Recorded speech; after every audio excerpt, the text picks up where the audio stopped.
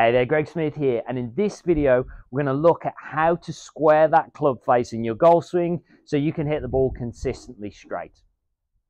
Okay, so to get this club face in a better position coming down, so we're getting this club face more square, then basically we're just going to make it easier for ourselves by trying to do this earlier. Like a lot of things in the golf swing, if we do something a little bit earlier, it's probably going to give us a bit more time to get this move and to improve it. And basically what I'm looking for is, as we get to the top of the backswing, we almost want to be creating a little bit of flattening of this lead wrist, almost getting the club so it's a little bit laid off or left of target line for a right-handed golfer. And that's really going to help you to get this face angle squaring up nice and early. Now, in general, what I prefer to see in the swing is, as we work into the takeaway, this angle that we've got here in the lead wrist, we're going to maintain that through the first part of the backswing. So we've almost got like a little bit of a cupped angle in this first part here. And the reason that I like that is it allows us to get this club shaft nice and vertical in the first part of the backswing. It stops us from shallowing off. You can see I've already lost club face angle there by shallowing off too early.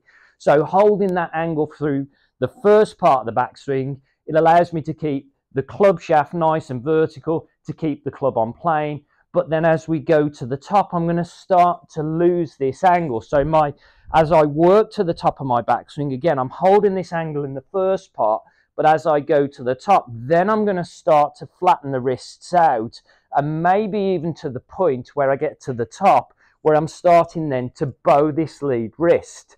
As my arms go up and I bow the lead wrist, you can see what happens now. So that club shaft starts to point a little bit left of target again. I like to call this, it's like an early shallow, so it's almost happening before that downswing transition. My club goes a bit right of target, then it's quite easy for me to get steep coming down. But if it points a little bit left at the top, then it makes it easier to shallow. But most importantly, by getting this lead wrist starting to flatten off or even bow, it's starting to square that club face early. So from there, I can just focus then on starting to clear the pelvis, and we can see what happens now. It's a lot easier for me to get that club face square. Whereas if I get to the top and I still got this little bit of cupped angle at the top, the club face is open as I turn, then as I come down, the club face is going to be open, and I've got to do a lot of work then coming into impact to start to square things up. So just by thinking about, as we go to the top of the backswing, again, we want to hold that angle in the first move, so hold the angle in the lead wrist in the first move of the takeaway, but as I go to the top, I'm going to start to flatten off my lead wrist and point the club a little bit left. It's going to allow me to square that club face early. It's going to be easier to square that club face in the downswing position, and I'm going to get a lot more consistency with ball striking, probably a bit more power as well. So let's just see how we get on with that.